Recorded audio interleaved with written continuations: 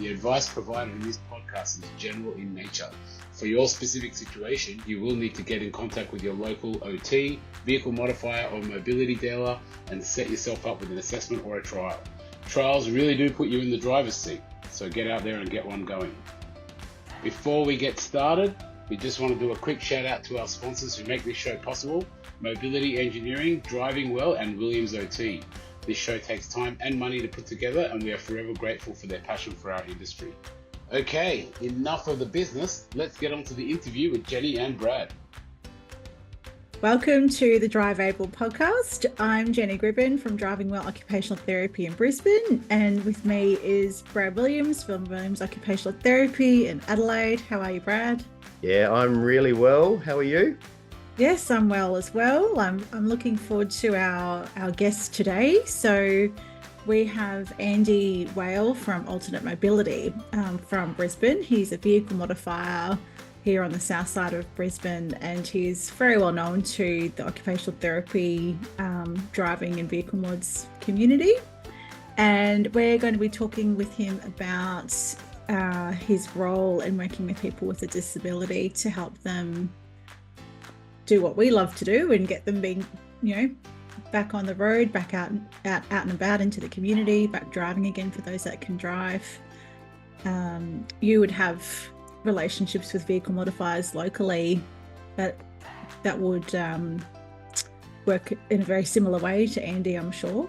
Yeah, absolutely. And they play an absolute vital role in the process to be able to get people into what they desire, and that's out and about on the road. And we're going to talk to him about fit and shape and the process and the assessment process and what advice clients can take, what advice OTs can take. We're really going to unpack what's involved from a vehicle modifier's point of view and bring that piece of the puzzle into the limelight so people understand what's going on from that side of the world as well. So that's what I was just thinking. It's such a big puzzle, and the vehicle modifier is such an important part of that puzzle and creating that solution for the client. Should we get him in? Should we get this underway? Let's do it. Mobility Engineering is Australia's leading automotive product supplier for disability customers.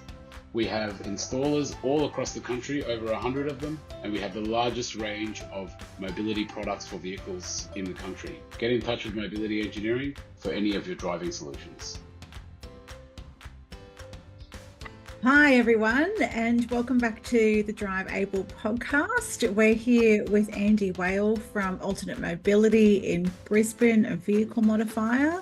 How are you going today, Andy? Good, thank you.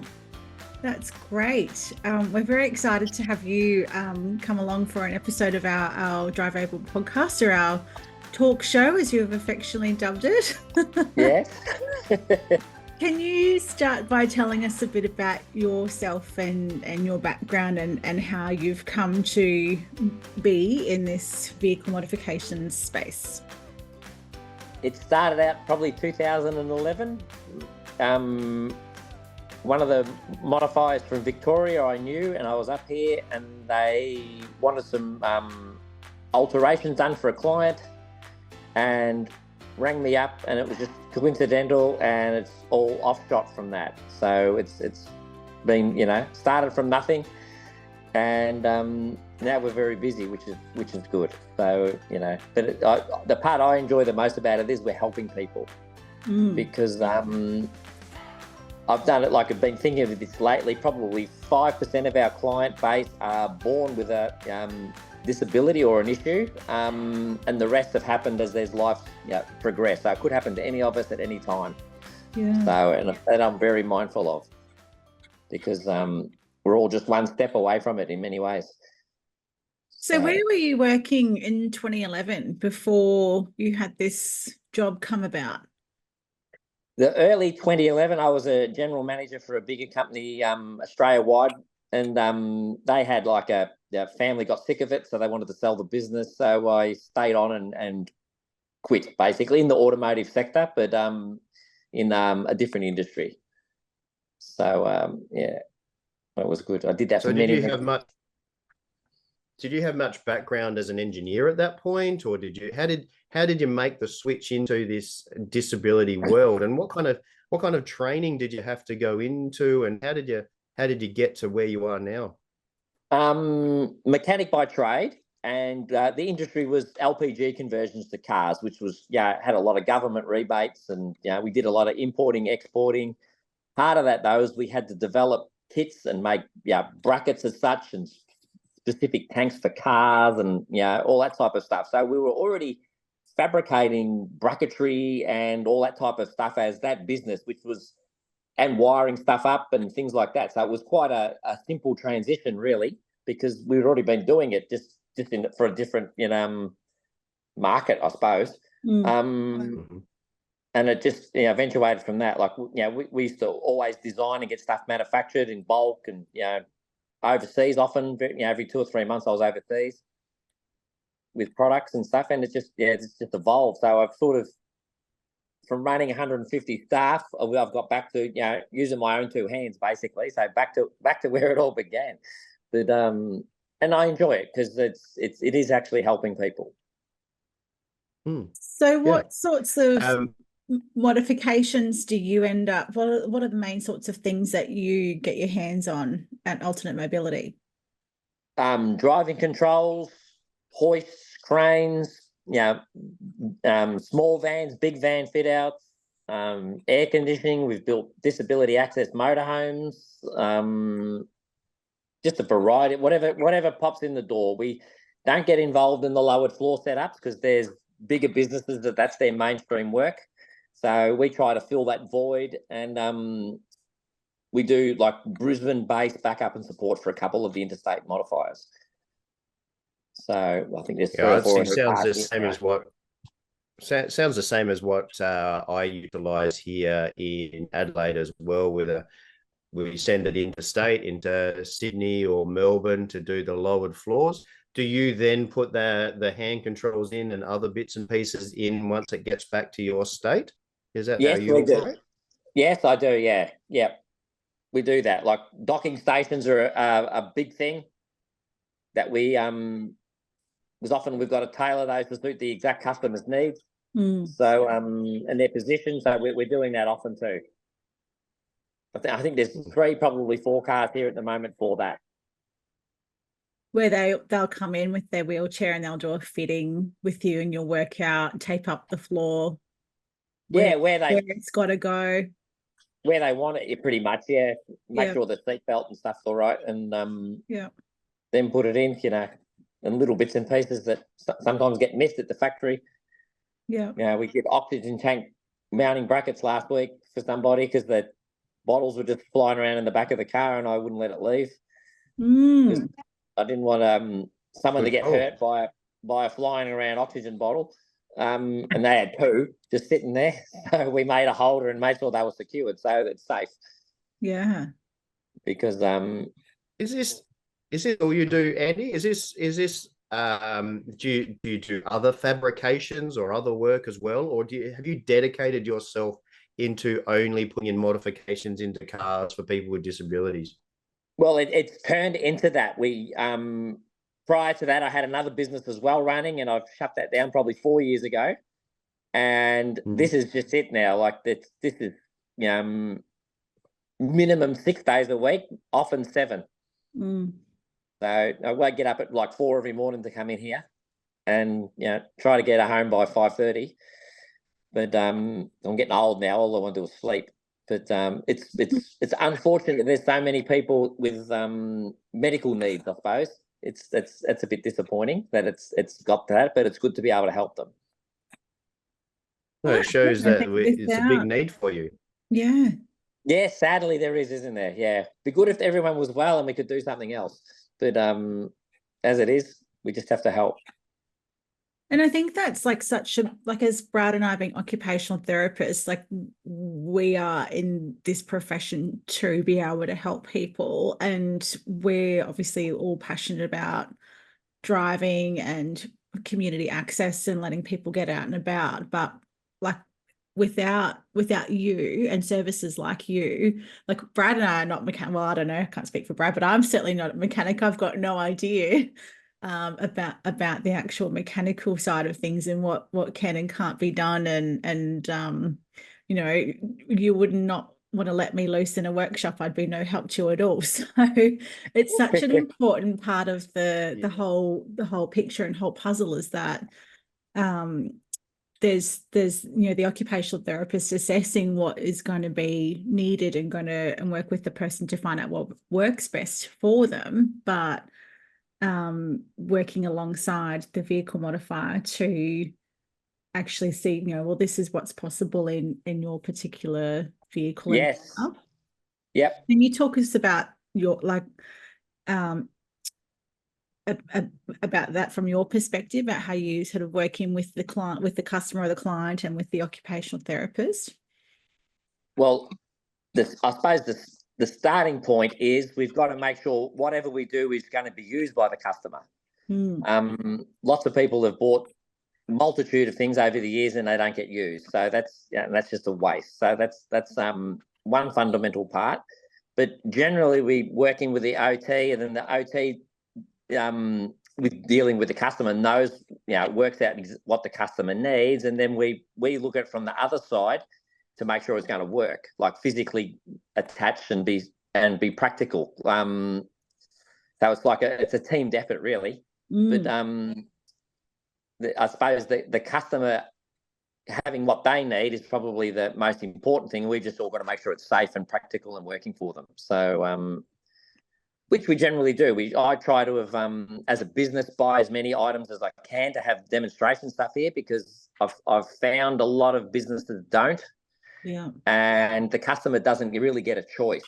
And trialing things, because it's all very important to make sure it's all going to work. And, you know, the occupational therapists need to see it too as well.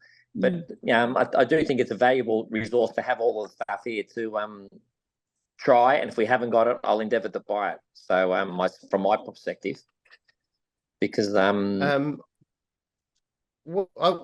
this podcast gets listened to by a lot of occupational therapists. Have Yep. you got some tips that you can provide to occupational therapists to make this relationship between you and the customer be really successful? And then I'm going to ask you the same question. We've got a lot of clients that listen to this as well, and they're exploring what is good for them. What tips have you got for them as well when working with a modifier? And I guess, and I'll add on to that. So this is a 3-part question, Andy. Two-part with big the question. That you're in Brisbane. Obviously, you are able to service Brisbane, but you're not able to service the whole country, unfortunately. So if there's anyone that is regional or interstate, like what are those tips? Like what are those occupational therapists and those clients? What do they need to think about, and what are your tips for them? So let's start with the OTs. What tips have you got for the OTs? Get some tuition off a really well qualified, respected OT. In particularly in this field, there's lots come in blind, and they've all got to learn. So that's important. Listen to the customer's needs, and a lot of the good OTs can just see, you know, how the customers are sitting and placed and things like that, to know what's going to be right.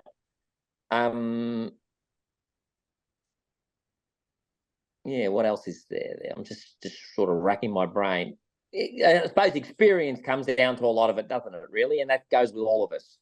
Like when we're 20, we're not geniuses at all. When we're 25, we're getting a little bit better. Now I'm in my mid-50s now, so I'm probably heading down the other path, starting to forget what I learned. Starting to lose it again, are you, on the way down? It's fading away, yes. Yeah. Hand the responsibility over to the kids. What questions should the OTs be asking you? Is it safe? Is it going to work? Durability of the product. Another important part I find is backup and support on the products. Yeah. Because you don't want to fit something that's is unsupported. You know, you don't want to be the only one in the country with this particular thing necessarily, you know. Because they fail. Things wear out, things go wrong.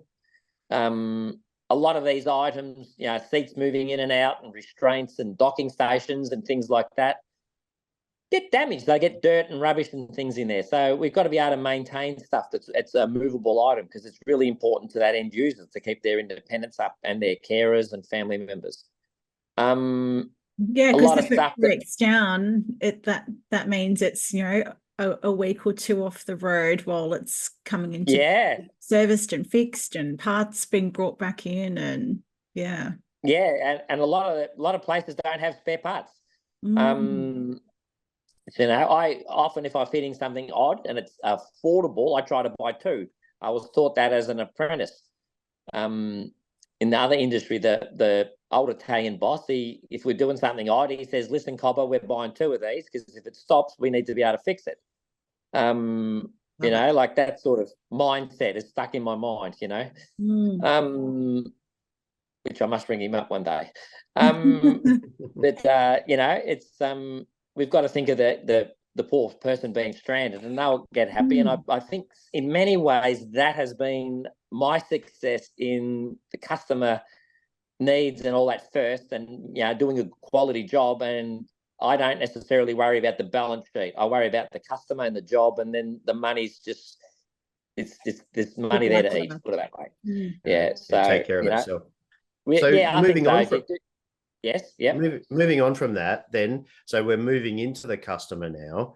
Going back to those 3-part question, what do we need to hear from the customer? What makes a really successful consult, and the follow-up, and the maintenance, and all those type of things? What makes for a really good relationship between you and the customer? What do you need from a customer? I think we need to assess. They need to be understanding too that not everything is perfect, and we're trying to work out, in some instances, a compromise, what's going to suit, what's available, what the vehicle applications are, and what their capabilities are. So we try to have to negotiate the 3 of those things, I believe. I suppose we, the OT and the modifier, need to observe what the customer's abilities are, and composure even maybe, and things like that, so we can then fine-tune what they need to suit. But I suppose the most important thing is to have an open mind and be comfortable, and if something's annoying them, or something would suit them better, pipe up. Like, a lot of these customers have done their own research, and they're familiar with their daily needs and all that type of stuff. So I suppose we have to take that on board too, because they're the one living with whatever they've got going on. And that's probably an important part to, understand their needs. But then they've also got to understand that we can't do everything. And, often some in all industries, I suppose, we've got salespeople who want to sell anything they can get their hands on, or we've got what's actually really practical and will work. So in this application, I think that is more important than a quick sale. So we've got to hope the person advising them is understanding of that. Have you? What are some of the common things that don't necessarily work, where you've got to say, sorry, this isn't going to work? Big wheelchairs and scooters in the backs of cars, for instance, if there's no clearance. That's like a daily thing we see that. Like my personal opinion is anything over 130, 140 kilos shouldn't be lifted up on a crane realistically. Why is often that? they're high on the roof. You often see them coming in and they're not secured. So, particularly at the back. So in a car accident, that thing would go flying. And potentially hurt somebody else. So there's some of the things we've got to watch out for and see. Yeah, I think that's a real. And what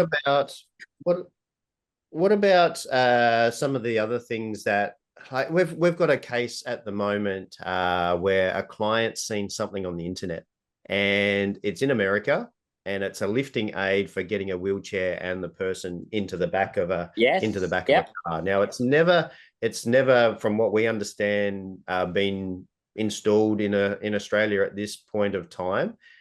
What do people need to consider in regards to these products that you might see on the internet? What's going through your head, and what needs to be figured out to see if it is a good solution for the client? Now, you mentioned earlier that, you know, you don't want to be the only person in Australia, but if it is the right solution for this person, what type of things do you need to consider if it is functionally right for them? Well, I suppose we've got to make sure it complies with standards. Can you explain that for me? Can you explain, what does that mean to a customer that's listening to this podcast? What does, meeting Australian standards, what does that actually mean? Well, the Australian standards have a guideline that they've conducted from drawing from various resources and industry personnel and things like that, and we just need to make sure that things are covered under that, so it is safe and viable. Because A, we wouldn't want anyone to get hurt, and B, from a business perspective, I suppose there could be legal litigation if something ever went wrong. But the main thing really is getting back to it is not hurting anybody. That's probably the most important part. But as you've mentioned, I've seen and been asked multiple times about those lifting crane type things, and they look like a very good idea. But they haven't met Australian standards coming into the country on some of these. So, and we get questions about imports as well, and some of the, like, why can't we use some of the features in an imported van as an example? Same type of thing, I would imagine, Andy. Is that right? Is that they don't meet the Australian standards? I think anything coming out of America personally would be pretty good. Mm-hmm. The imported vans as such, they're engineeringly made very well. Japanese products are very, very good, but they're quite lightweight for what's relative here, really. So from looking at it from a local perspective, we don't even touch those cars anymore. Yeah. Too many things go wrong. The ramps are generally underrated. The restraints aren't compliant. Wire cables and stuff. The wheelchairs aren't secured. The seat belting's very, not even existed in many instances, only a lap belt. And the poor clients end up like devastated. They've spent all of this money and they've got something that's, not really suitable. So, and lightweight, can't get parts again to fix them.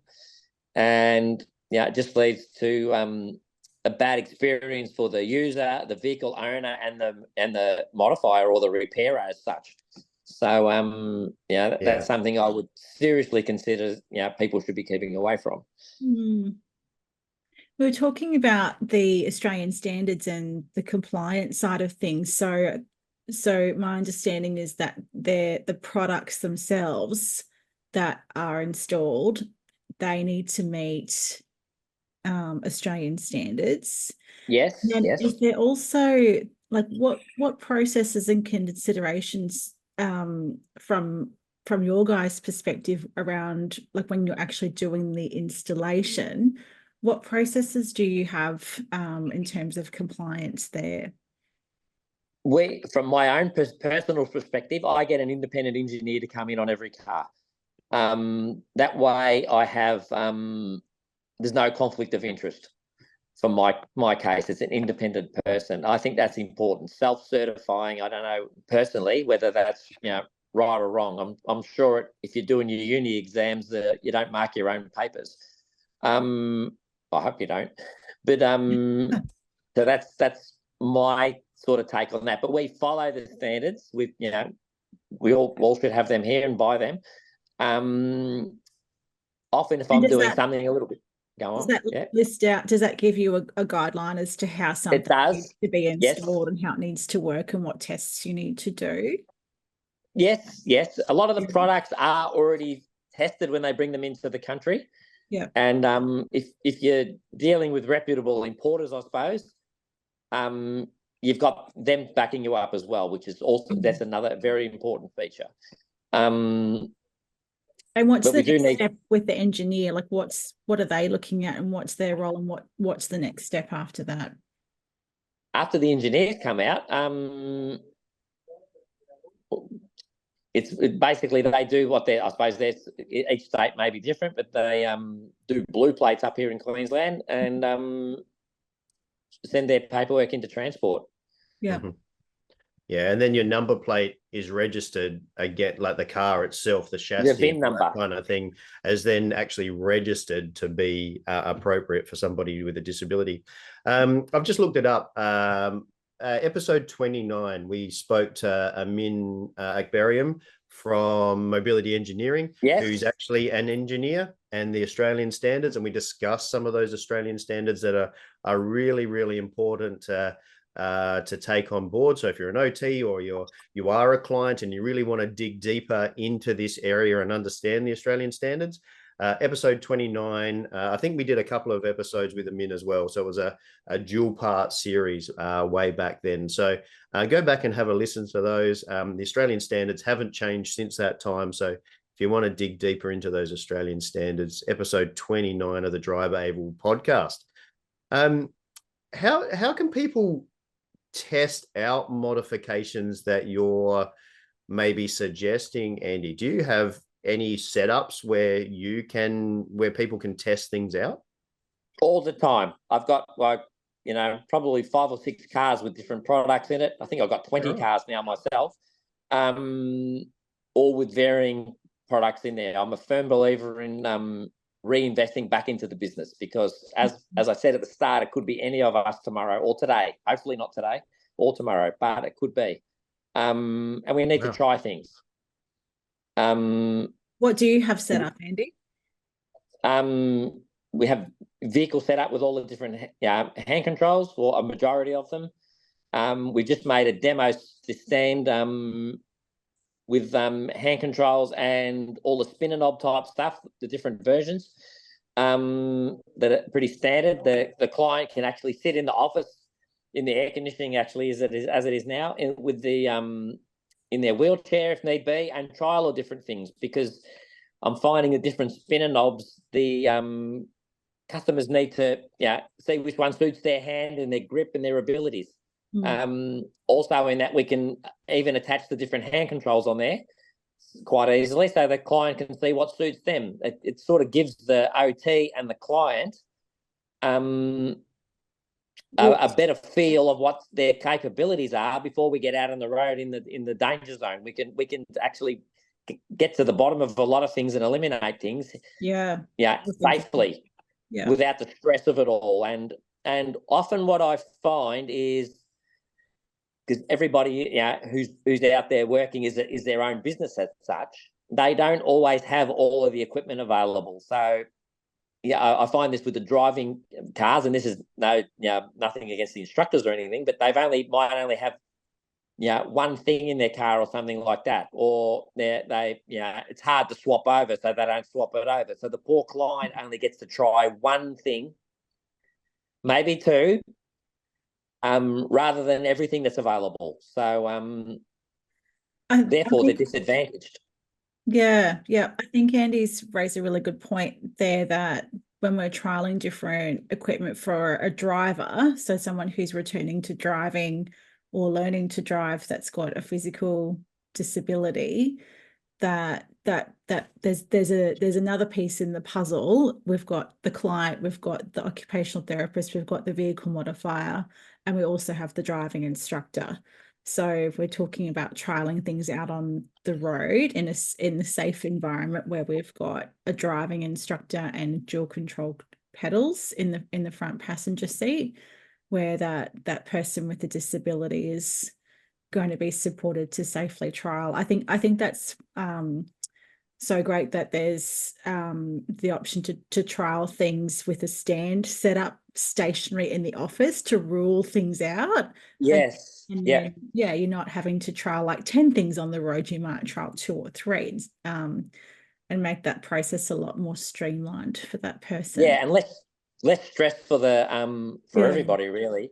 Yeah. I think it's quite valuable, because we wouldn't just go into Harvey Norman say and buy one fridge and that's like one option. That's all you're going to get. Like we need to give the clients as many options as we can because we're all different and things vary. You make a good point there about Harvey Norman and going to buy a fridge. I'm just going to build up on that, and people need to understand that. When you go and buy a fridge, you need to know what shape you're actually going into.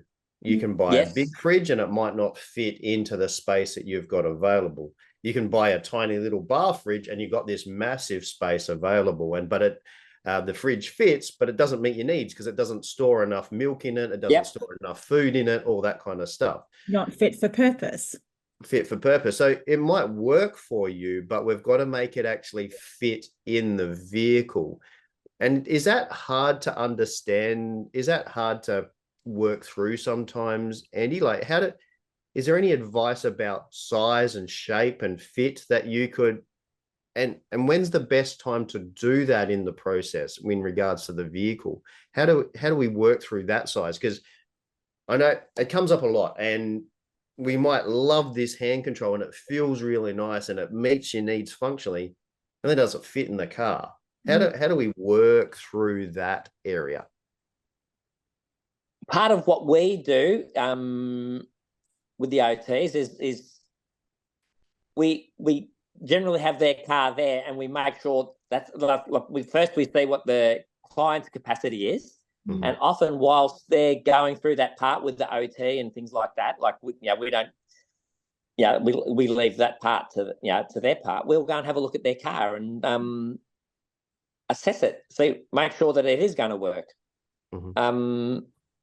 And physically put things in there and just make sure we can close, particularly with hand controls, we can close the doors properly and without the hand control getting caught up on the door, the door card and armrests and handles and stuff like that.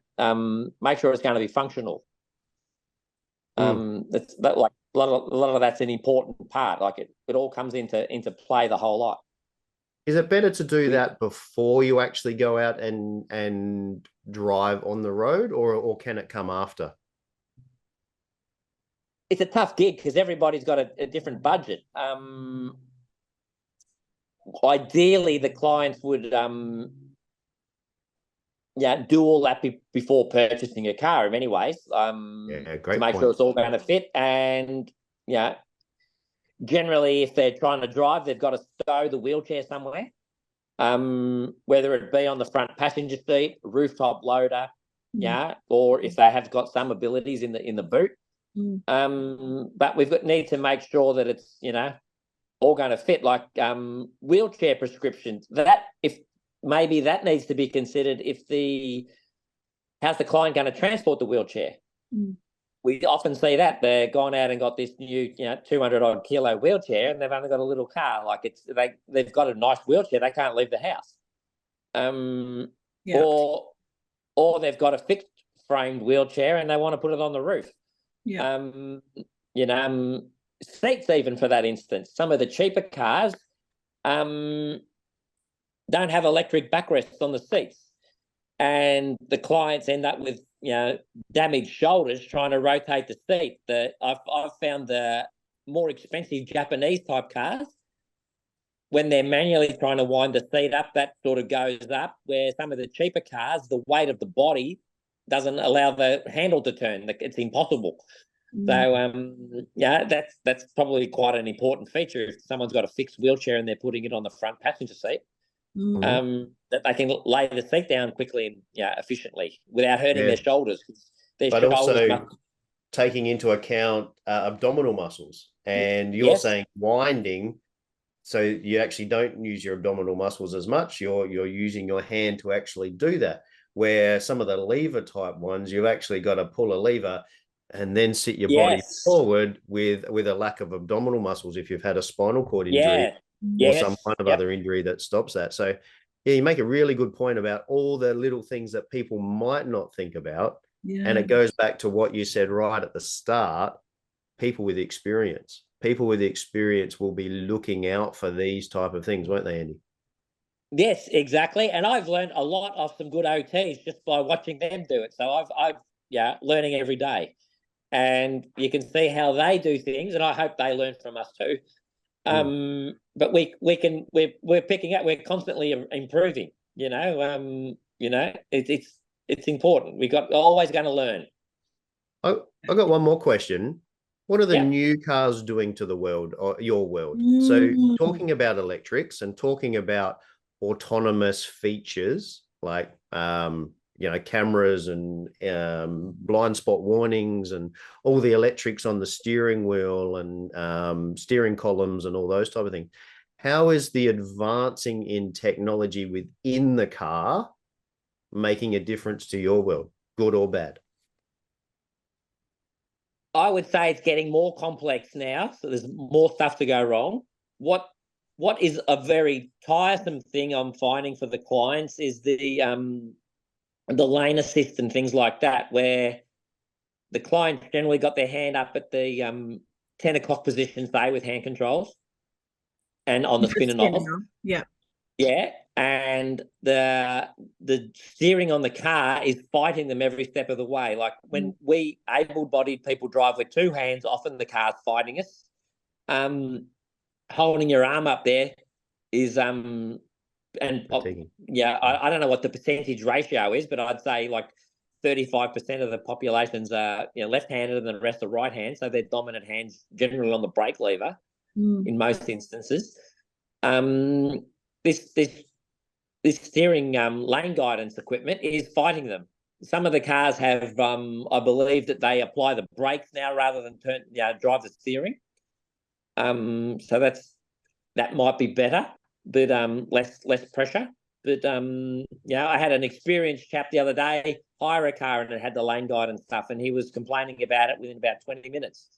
How hard it was on his shoulder, So that's something that's thrown out. Also, the CAN bus electronics on a lot of these cars is particularly the cheaper ones is complicated to get the auxiliary functions working. So, probably the clients need to make sure that the products are available or their installer is technically confident that they can make it work before they've purchased the car.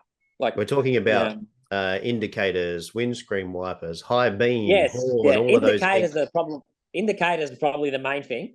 But a lot of these newer CAN bus cars, we just can't hook into the wiring like we did before. So things to bear in mind. But we're finding a lot of customers are buying cars, and then we're left with the disappointing issue that it doesn't work, or we've got to work around it. Yeah. Really, really, really good points. What final advice do you have for people that want to explore wheelchair access vans and tips around working with the NDIS? I guess it's that second part of the question that I have. We haven't really mentioned NDIS up to this. How has NDIS changed your world? And have you got any tips about working with the NDIS from a modifier's point of view? Well, the NDIS has certainly evolved the business. I'm sure there's lots of good and there's probably a little bit of bad with it all, isn't there? But lots of people have stuff that they probably don't use. Maybe poor trialing and poor assessment. Yeah. Yes.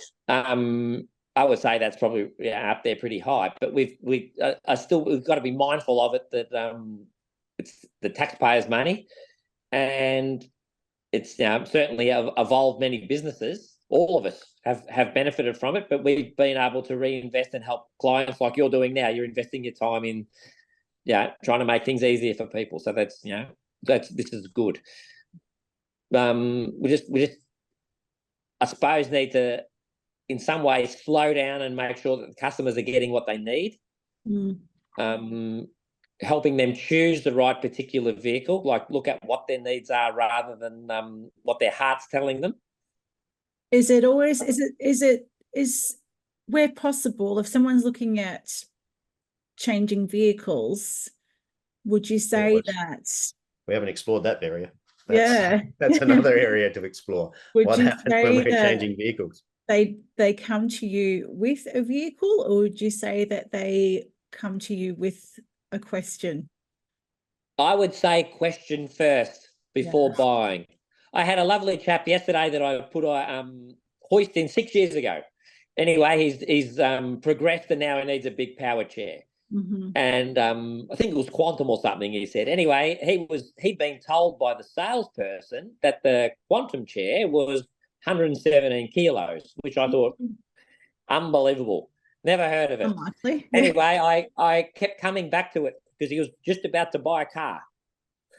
And I said, it doesn't seem right, mate. Like it's don't buy the car. And this was yesterday. He was going to, hey, I've got the contract for the car. He sent me everything to make sure. I said, I want to see the specs and contact the wheelchair provider because I don't think you're right. I think it's more like 200 kilos. And anyway, I was 188 or something like that when the wheelchair people sent back to me. So that poor guy would have bought this car. We would have put a bigger, 150 kilo crane in the back of his car. That was his proposal, and all done. So he would have had this nice new car, and he would have been able to put the new chair in it. And but he was just trying to be proactive and get ahead of the game. Get the car organised. So when the chair turned up, he was ready to go. But so just by asking that question of the wheelchair supplier, you've disappointed him. A massive cock up. Yeah. Basically, yeah. I've saved the poor bloke. Yeah. But he's, buying the wrong car. $60,000 mistake. Yeah. Yeah. And the mental anguish. And you've got wheelchair scales in at your workshop as well, from memory. We sure have. That is invaluable because they're 500 kilo scales, because a lot of the wheelchairs are 200 now, and people are getting a lot of the industrial scales were only 300 kilos. So I've got 500 kilo ones because of that. But that is valuable because we need to check. We need to check for restraint capacity, like now that there's 200 kilo restraints out, we need to use them. Where 4 or 5 years ago there wasn't, realistically. So now that's a big feature.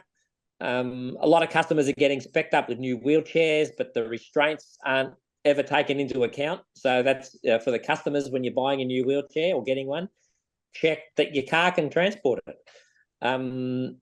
That's like, gets back to it again. And often the wheelchair OTs as such, like the ones who prescribe that assistive technology, aren't in the car scene, so they don't know. So maybe they should be contacting a vehicle OT just to get their 10 cents worth, just to make sure that we're safe and sound. Like you see many new wheelchairs held in with the little 85 kilo restraints. Dangerous, sitting there waiting. And we don't want to see anyone hurt, or if a wheelchair let go in the back of a car, the occupant is a strong chance they'll be safe because they're strapped in, but the someone else, a kid or something could get hurt. So something else to consider. So that's something that happens all the time. But the driver OT's experience and the vehicle OTs, I'll put it down to, actually, the ones with vehicle experience know well, and on the same terms, maybe the vehicle OT shouldn't be should be seeking advice on a building modification or something like that. Likewise, we've become specialists now, so we need to take advice on what we're doing. Often when we're doing a big job, I will get the engineer in 2 or 3 times throughout the process, if it's a custom setup, just to make sure everyone's happy and what's his 10 cents worth to add. We're fitting out a few big vans at the moment, and we build them up to like building a house, up to the lock-up stage. I then get the customer in with the family and whatever's necessary, and get them all in the car and make sure everything's right, and is that right what they want, and position the wheelchair restraints to suit the actual wheelchair. Rather than have the belts coming across and catching on the rear wheels, caster wheels and stuff like that. Set things up to suit the customer. Make sure the sash belt and all that's going over their shoulder rather than around their neck. Little things, and that I do that with all the big jobs. Once they're 3/4 done, I get the customer in and then set it up to suit their specific needs. Because you see many come in that aren't, I'm sure. Andy, I'm hearing a lot of time and energy and effort going into this, a lot of labor costs going in. And what I'm hearing is that I've never worked with you. I don't know what your pricing's like as well, but we do know that there's some, from my experience here in South Australia, there's some big discrepancies between quotes. So one company might be significantly cheaper than another company. But it sounds like that the quality, you can't pay for that quality. You need to be able to understand what quality goes into some services, like as in getting an engineer in 3 or 4 times during the process, making sure that things are actually weighed properly when they're going into the back of the car. And some smaller providers just can't do that. What also happens, Andy? Am I correct in that type of? They are, yeah, but I'm not like a big money machine. Oh no, I'm not accusing you of that either. No, I would to me, like there's, I suppose you got to look at businesses. There's in general, I'm a tradesman, work with my hands, have done since I'm a little kid. So the biggest insult somebody could probably provide me was that I'd done a crap job and it failed. Secondary, I'd hate to be called a rip-off merchant or a thief. Integrity is more important than money from where I'm looking at. But what I'm finding, particularly with vehicle modifications, if the person doing them and they're a tradesman, which a lot of trades, like even mechanics workshops, the mechanics were not academic. They left school and worked with their hands. They didn't go to uni. They were tradesmen. So their heart is in doing a good job. The money part is the reward for doing a good job. So, but their first line of defense is to do a good job and the customer happy. That's their ego kicking in. Where there's other business models that are bought by a financial investment. So then they're potentially relying on their staff to do it. So, rather than their own 2 hands. So you got to consider that probably too. Where the OTs, a lot of them, they're even the smaller ones, their driving factor is they've gone to uni, they want to do this, they want to be successful and help people. So the customer service point should be before the money point. And I think a lot of successful blokes or business people in mind, not just men, women too, for the Jennies there in the world, they will base themselves on doing a proper job and the balance sheet will look after itself. Yeah. But you are correct. There are lots of price variations out there. We see it all the time.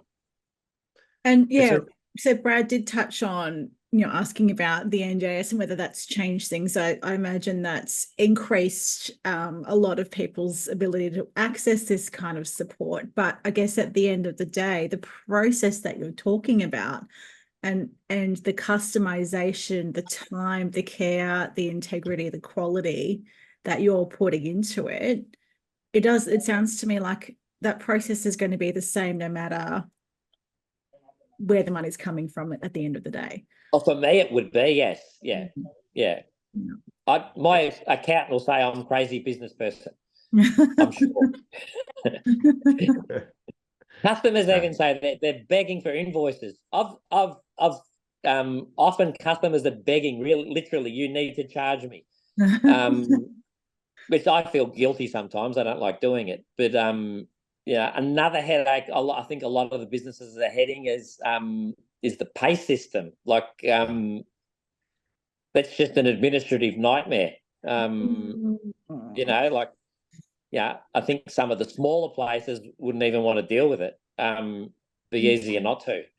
But that's another can of worms in itself, isn't it? But it's just not. I often find myself the little jobs. The customers often come in and they're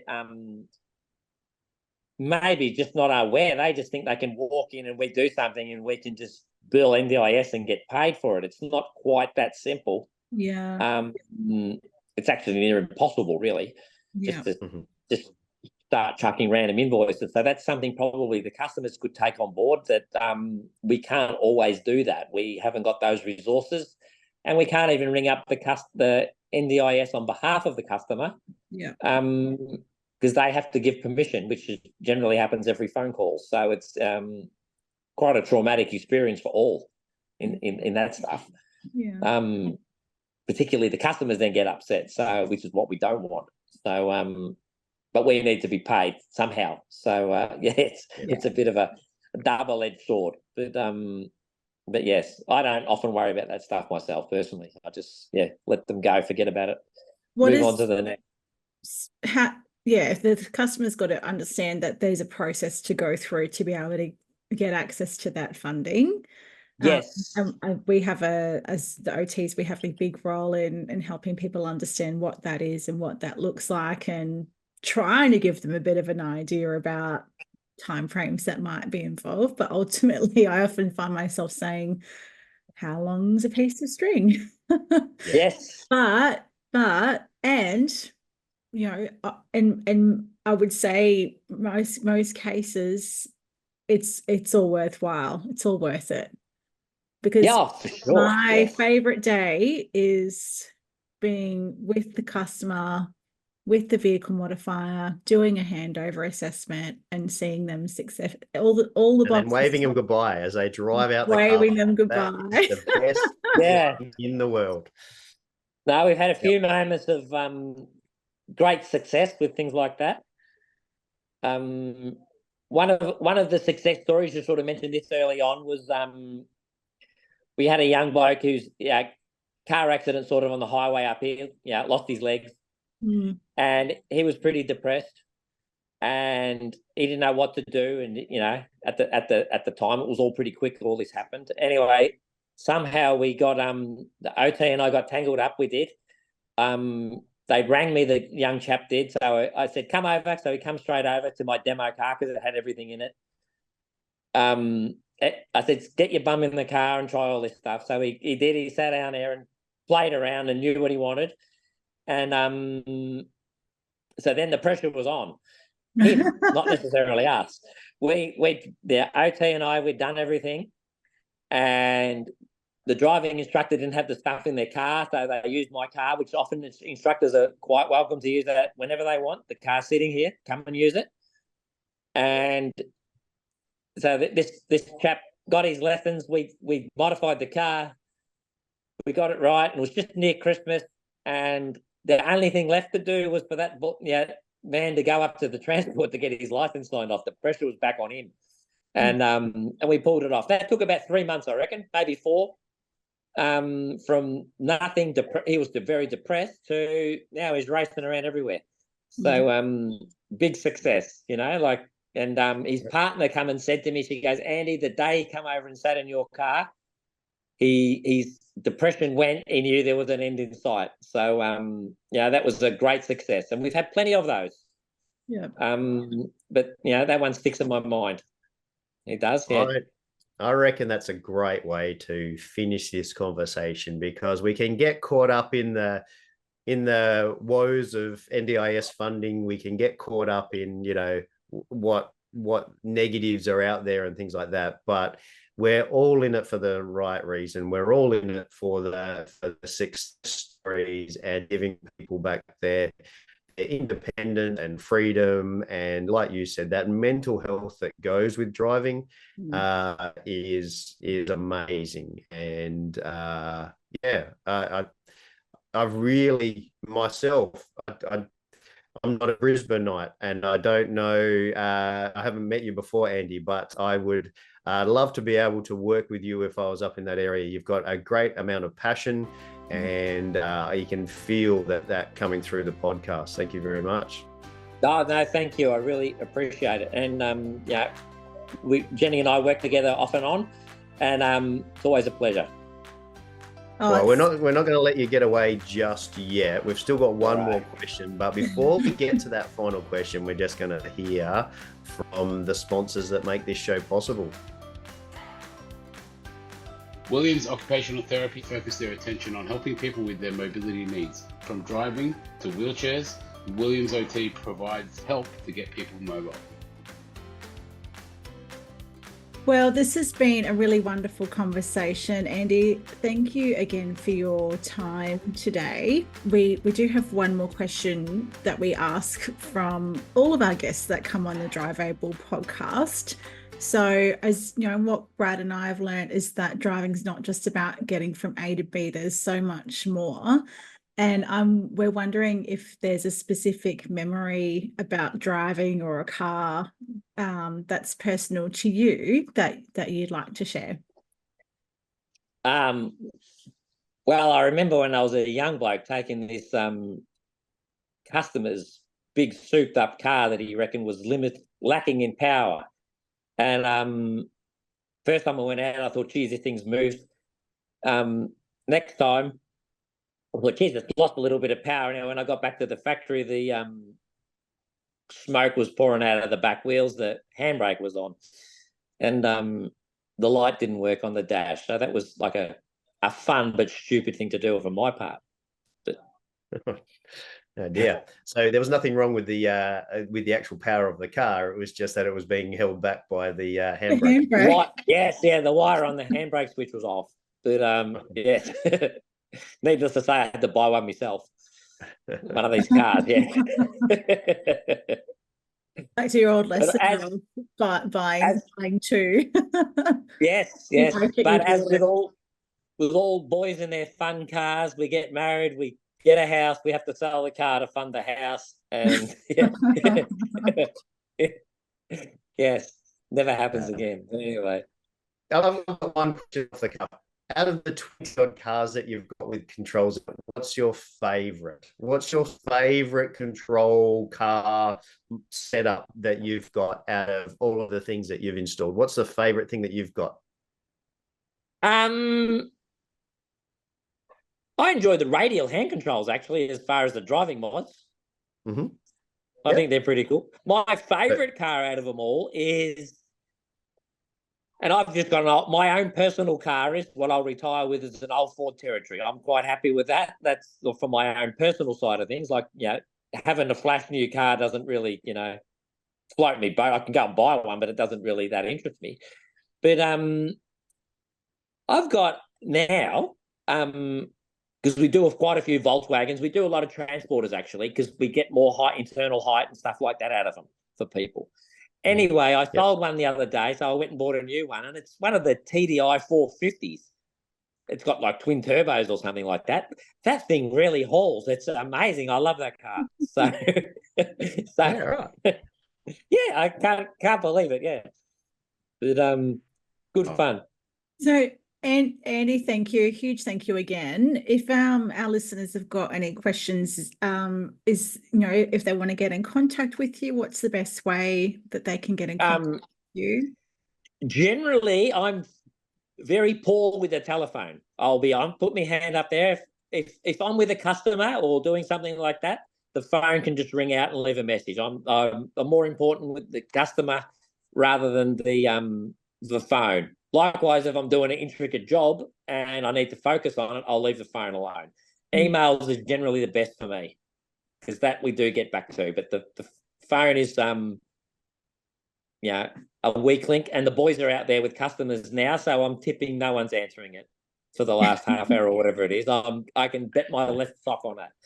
That because there's about 4 customers and a couple of OTs out the front now. But we better let you go. We have a room set up here, which is for the OTs to use with the demonstration equipment. So they've got their own little area. They can do what they've got to, have first assessments with the customers and things like that. I find that's a valuable resource because often the poor OTs are going out to the customers' houses, and that may not always be the best environment for the first initial consultation. So here they can come in there and sit down and make themselves comfortable. It's cool for this hotter weather up here, not like the southern states. No, you don't want it cool at the moment. We need the heater on where we are. Yes, and work out what they need to do. I've set the place up around that because the customer comes first, and it's I often think of the young OTs going to people's houses and stuff like that. It might be uncomfortable sometimes. So this is here, and we can try a variety of products then, rather than just whatever one's in the boot of the car. So you have OTs locally in Brisbane to reach out to you through your email and through your website. Yes. Yep. mobility.com.au. Yes. Yep. Wonderful. No worries. Thank you so much, Andy. Thanks for thank you for all everything your that hard you work do and for all effort. the community. Thank you. Yeah. All right. You take care. Bye-bye. Really great pleasure to meet you. Thanks very much, Andy. Bye-bye. All right. Thanks, mate. Bye-bye. Driving Well Occupational Therapy loves working with people of all ages and with all kinds of medical conditions to safely give them the opportunity to explore their driving goals. As we wind up this episode, please remember that the advice provided in this podcast is general in nature. For your specific situation, you will need to get in contact with your local OT, vehicle modifier or mobility dealer and set yourself up with an assessment or trial. Trials really do put you in that driver's seat. If you like what you've heard, make sure you like, rate and subscribe. It really does make a massive difference. If you or anyone you know would like to share a story about driving with a disability, or you would like to get in contact, find the show notes, or find the resources mentioned in this episode, you can find us on Facebook. Just search @DriveAblePodcast for more information.